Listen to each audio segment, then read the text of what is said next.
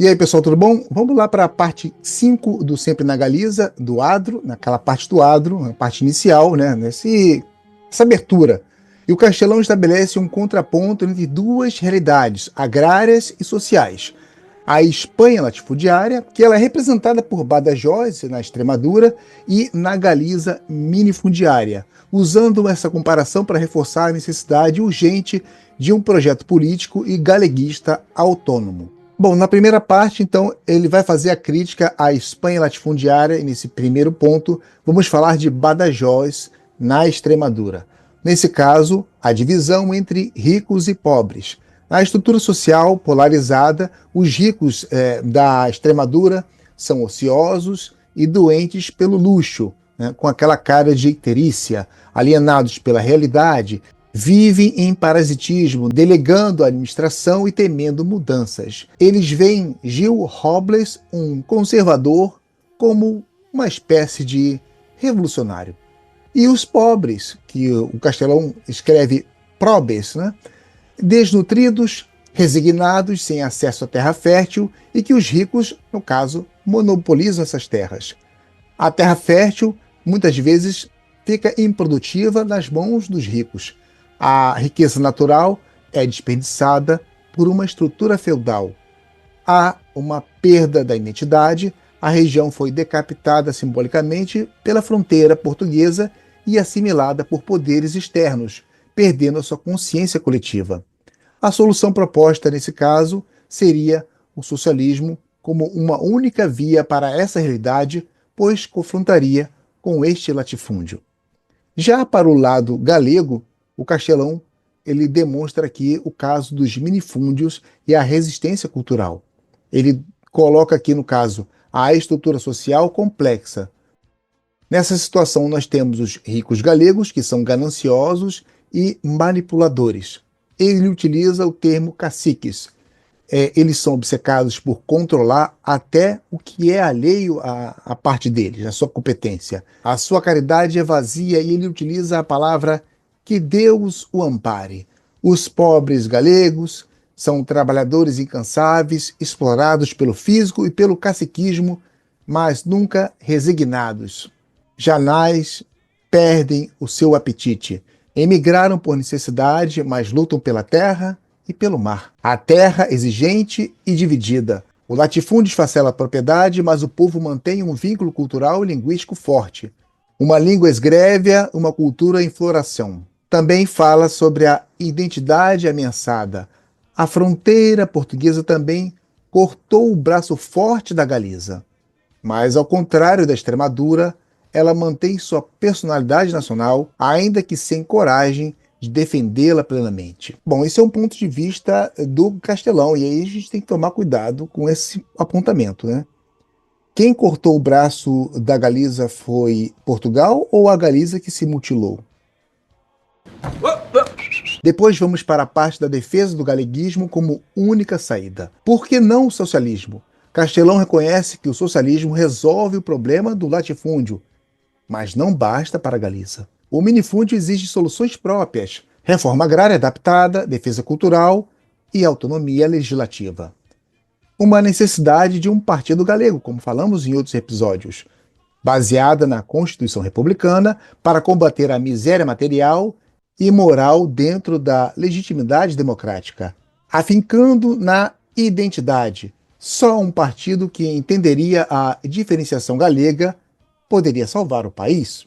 E a conclusão, pessoal, Castelão afirma o seu compromisso incondicional. Sendo galego, não devo ser mais que galeguista. A conclusão do Adro V é um manifesto de autonomia política e cultural. Castelão rejeita tanto o feudalismo espanhol quanto soluções genéricas como o socialismo castelhano, defendendo que a Galiza deve escrever suas próprias leis e reivindicar seu lugar no mundo. E vamos aqui repetir sua frase: sendo galego, não devo ser mais que galeguista, o que sintetiza a essência do seu livro Ser Galego, inevitavelmente lutar pela Galiza como nação soberana. Esse adro reforça a ideia de que a luta galega não é apenas econômica, mas existencial. Sem autonomia, a Galiza será sempre um corpo mutilado pela fronteira e pelo centralismo. Estou num imenso país latifúndios povoado por gentes muito ricas e gentes muito pobres. Os ricos comem porco e têm cara de icterícia. No inverno soneio a carão do braseiro e no verão dormem de dia e velam de noite. Repartem esmolas de 2 cêntimos e consideram os percevejos como uma praga inevitável. Têm administradores para os seus bens e acreditam que Gil Robles é um revolucionário. Os pobres mantêm-se de sol no inverno e poupam energias encostando-se nas paredes caiadas. Quando chegam os meses de calor, põem-se a engolir aranjinhas de vento nas ruas avécias. Estão desnutridos e perdem o apetite. Se alguma vez trabalham, dá-lhes estalidos o espinhaço. A terra é farturenta e dá sem esforço tudo quanto lhe pedir. Mas essa terra está em poder dos ricos, porque os pobres não têm asos para reger propriedades. O país teve alguma consciência da sua personalidade, mas deixou-se decapitar pela fronteira portuguesa e o imenso corpo extremenho foi assimilado pelos países vizinhos. Se eu fosse natural desse país e sentisse anseios de ajudar a reivindicá-los, não me restaria senão um recurso: ser socialista. A minha terra é um país de minifúndios, povoado por gentes algo ricas e por gentes bastante pobres ou pobres de tudo. Os ricos comem e bebem de avundo para morrerem de apoplexia, dormem pouco, cismando no dinheiro que têm, a réditos ou no pleito que vão por a qualquer vizinho. Fazem caridades com palavras tão bonitas como estas: que Deus o ampare.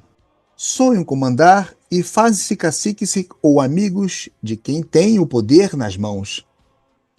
Administram os bens próprios e, quando podem, ainda pretendem administrar os bens alheios. Os pobres comem o que têm e o que não têm. Estão desnutridos, mas jamais perdem o apetite. Quando a sua terra não lhes dá para viver, pegam a sua trouxa de roupa e vão embora pelo mundo afora, à procura de trabalho.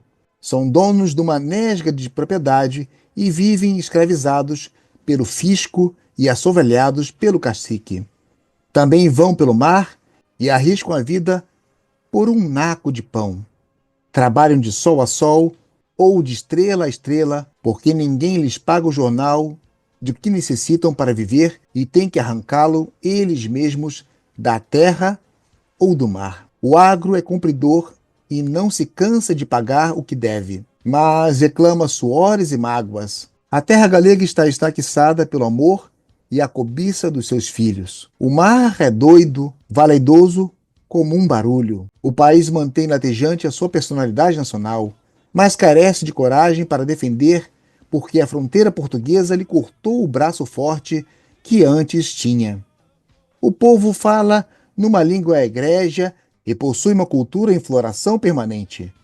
Sente a necessidade de leis próprias para resolver os seus problemas genuínos. A minha terra conta, porventura, com um partido político que se finca nos postulados democráticos da Constituição Republicana, capaz de remediar a miséria moral e material dos nossos irmãos, e a este partido pertenço e permanecerei enquanto viver. Sendo galego, não devo ser mais que galeguista. É isso, a gente fecha aqui o adro 5º, ou adro 5. Fica aqui algumas considerações, algumas dúvidas. Seria realmente Castelão uma pessoa de ideologia socialista ou não? Teria ele algumas considerações com o socialismo, algumas críticas e algumas coisas que a gente pode tentar entender, algumas mágoas e algumas definições sobre realmente culpabilizar Portugal pelo atraso da Galiza. Seria isso correto? Valeu, um abraço. Tudo começou.